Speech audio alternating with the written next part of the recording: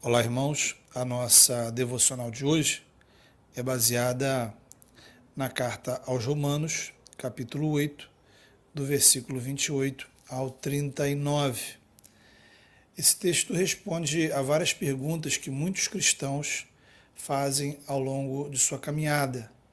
Perguntas como: será que alguma coisa ou alguém pode me separar da comunhão com Deus? Será que eu posso perder a minha salvação? Será que na hora do sofrimento Deus me abandona? Será que por causa do meu pecado Deus se afasta de mim? E o texto começa a responder a tudo isso no versículo 28, quando afirma: todas as coisas cooperam para o bem daqueles que amam a Deus, daqueles que são chamados segundo o seu propósito. Ora, todas as coisas cooperam para o meu bem. Será que só coopera para o meu bem aquelas coisas que me agradam? Será que só cooperam para o meu bem as vitórias, as bênçãos e as alegrias? Naturalmente que não. Todas as coisas significam tanto o bom quanto o ruim, a alegria e a tristeza, a realização e a frustração. Tudo coopera para o meu bem. Em geral, não é muito difícil entender como as coisas boas cooperam para o nosso bem.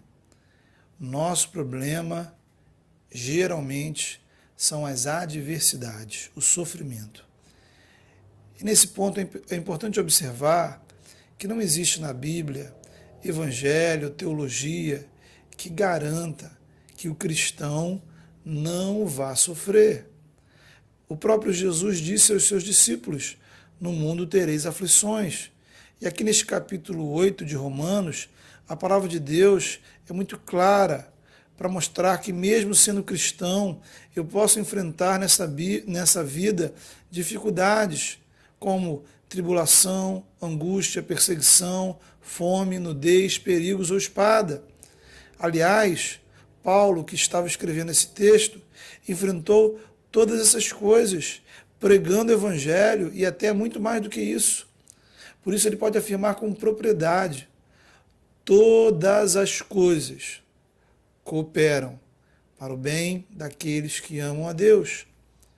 Por pior que sejam as circunstâncias que você está atravessando, por mais difíceis que sejam as suas provações, de alguma forma elas cooperam para o seu bem.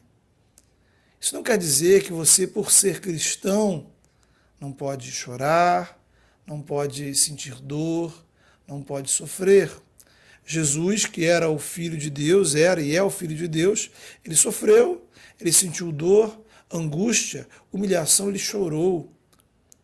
Mas nem por um momento sequer ele deixou de confiar que Deus Pai estava com ele. E quem é que pode garantir que todas as coisas cooperam para o nosso bem? Somente alguém que é soberano sobre todas as coisas. Portanto, ou Deus é mentiroso, ou ele tem o controle de todas as circunstâncias da sua vida nas mãos dele. Não importa o tamanho do seu deserto, não importa o tamanho do vale, a dificuldade que você está atravessando, isso não é maior que o amor de Deus por você. Agora, que bem é esse para o qual todas as coisas cooperam? É o bem do propósito de Deus para a nossa vida. O bem que Deus tem para você é tornar você cada vez mais parecido com Jesus. É transformar a sua vida à imagem e semelhança de Cristo. Esse é o propósito de Deus para a sua vida. E é para isso que todas as coisas acontecem com você. Tanto as coisas boas quanto as ruins.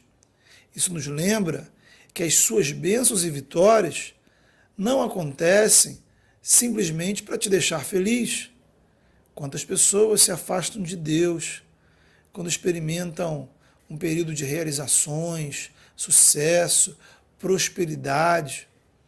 Elas esquecem que cada uma das bênçãos recebidas são dadas por Deus para o bem da comunhão delas com o Senhor.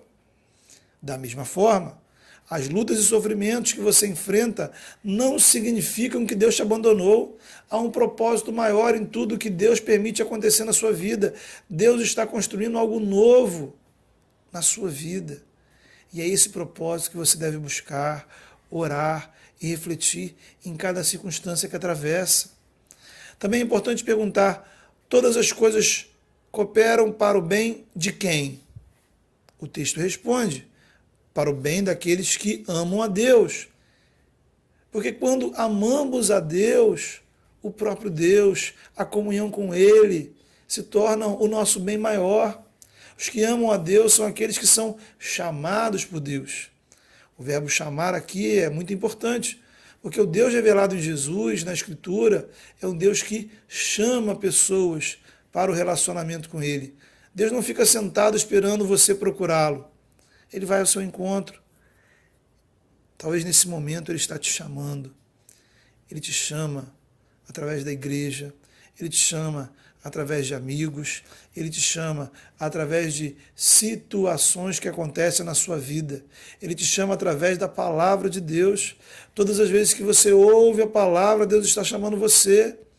Significa que nesse exato momento, Deus está te chamando. A Bíblia é a palavra viva de um Deus vivo, e todas as vezes que a palavra é ministrada, Deus tem algo específico para pessoas específicas. Você está atento ao chamado de Deus? Você está disposto a atender ao chamado de Deus? Você está atendendo ao chamado de Deus na sua vida? De todos os chamados que Deus tem para nós, existe um chamado primeiro e fundamental. Antes de qualquer coisa, o Senhor chama você a experimentar o amor dele na sua vida. E só experimenta o amor de Deus aquele que atende ao chamado da palavra de Deus, o chamado do Evangelho. O amor de Deus por você está em Jesus. Ele morreu pelos seus pecados, ele ressuscitou para te dar vida com Deus, vida em abundância, vida eterna, vida selada pelo Espírito Santo. O Evangelho é Deus chamando você para você reconhecer seus pecados, admitir sua necessidade da graça, se render aos pés de Cristo, acreditar nele, confessar ele como seu Senhor e Salvador. É no momento que você atende ao chamado de Deus, respondendo com fé, que você experimenta o amor de Deus na sua vida.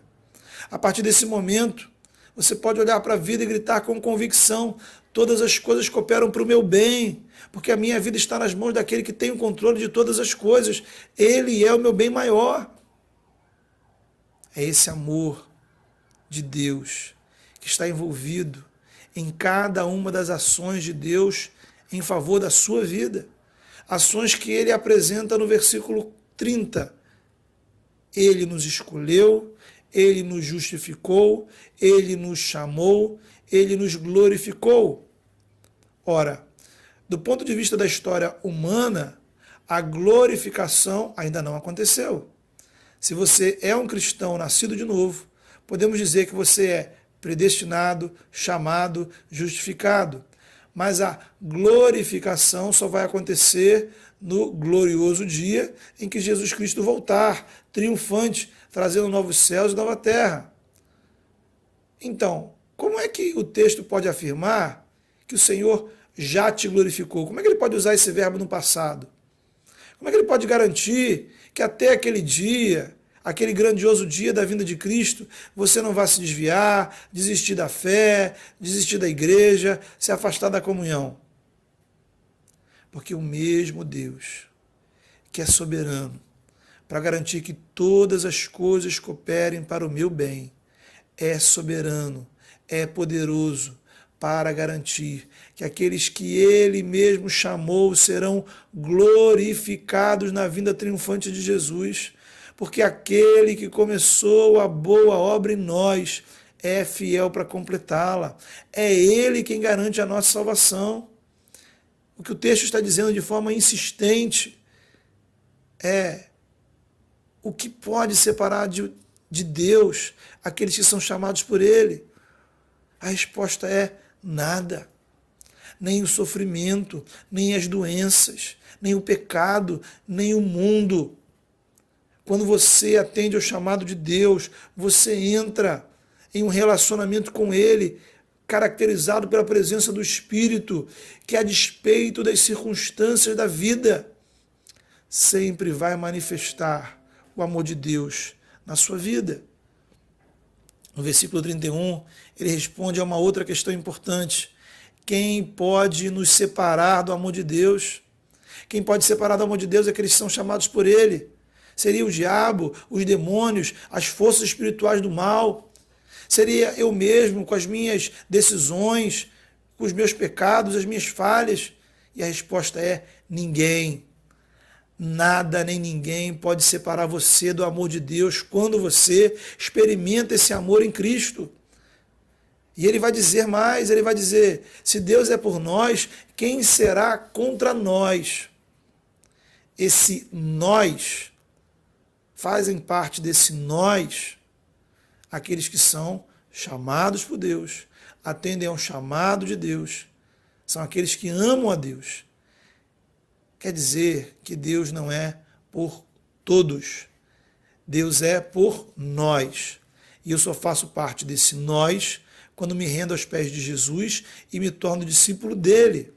Isso não quer dizer que Deus seja contra alguém, mas existem pessoas que, consciente ou inconscientemente, estão contra Deus, porque não reconhecem a vontade de Deus como regra para a sua vida, e assim agem em rebelião, não querem o Filho de Deus como Senhor de suas vidas, não confiam no amor de Deus, na salvação de Deus revelada na palavra, rejeitam o relacionamento que Deus propõe através do Evangelho, rejeitam a salvação que custou a vida de Jesus. Ora, todo aquele que rejeita o Filho, rejeita o Pai que enviou o Filho e, consequentemente, não desfruta da comunhão com Deus. Observe bem, salvação não se mede por alguém usar o nome de Deus ou dizer que acredita em Deus. A salvação revelada na palavra se mede por eu crer em Jesus como meu Salvador e me dispor a viver em obediência a Ele, sendo seu discípulo. Agora, também é importante frisar que não existe na Bíblia o nós contra eles. Isto é, não existe na Bíblia guerra da igreja contra os que não são da igreja. A nossa luta é espiritual. A nossa luta é contra o pecado, contra o diabo, contra as forças do inferno.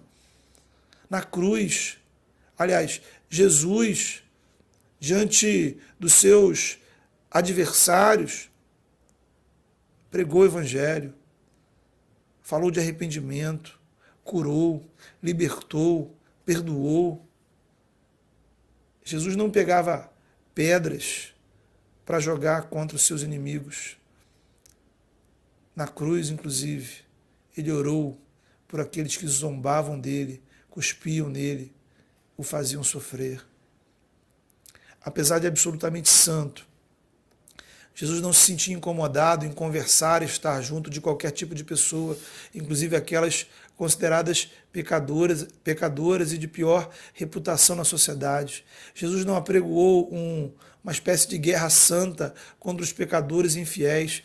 A guerra que Jesus queria que lutássemos era a guerra de mim contra mim mesmo, era a guerra contra o meu pecado, era a guerra contra a minha incredulidade. A igreja de Jesus não está aqui para lutar contra ninguém, nem mesmo contra os que são contra nós. Foi assim que os cristãos enfrentaram as perseguições. Quando os apóstolos Pedro e João foram presos, qual foi a oração da igreja? Eles não pediram fogo do céu contra seus opositores, também não pediram o fim das perseguições, eles pediram coragem. Coragem para continuar pregando a palavra com ousadia. Essa é uma oração que temos esquecido de fazer.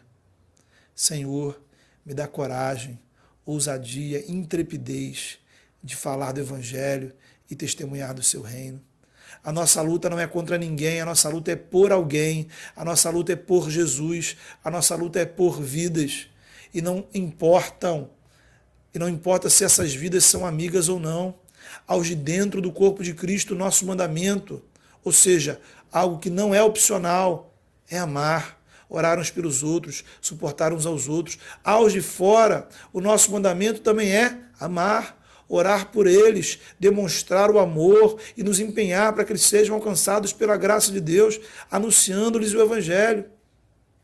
E se você faz parte do grupo do nós, da Igreja de Cristo, daqueles que já foram chamados por Deus e amam a Deus, Reconheça e entenda, você não é melhor do que ninguém, porque tudo que você tem foi Deus quem te deu. Se você está dentro da igreja, é porque foi Deus quem te chamou. O mérito não é seu, é dele. A graça é dele, a glória é dele.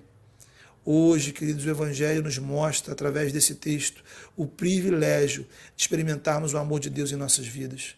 A ponto dele dizer, se o Senhor não poupou o seu próprio Filho, mas o entregou por nós, certamente Ele nos dará todas as demais coisas necessárias para a nossa salvação.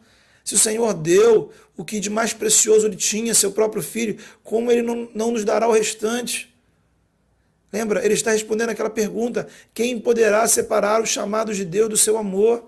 A resposta é ninguém. Por quê? Porque ninguém nesse universo é mais poderoso que o Filho de Deus, que morreu na cruz por mim e ressuscitou como vencedor. A partir do momento que Cristo se tornou o Senhor da minha vida, eu fui selado como propriedade exclusiva de Deus. Nada nem ninguém pode me separar do amor de Deus que está em Cristo. Ninguém pode me acusar diante de Deus, ninguém pode me condenar diante dele. Nada nem ninguém pode me separar do amor de Deus. Em Cristo somos mais do que vencedores. Deus não desiste de você.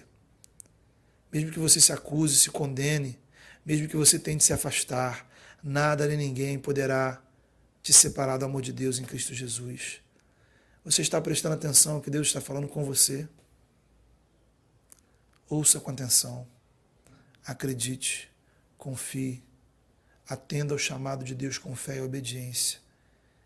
Deus está falando coisas específicas para pessoas específicas. Ele está falando com você nessa hora. Deus abençoe. Amém.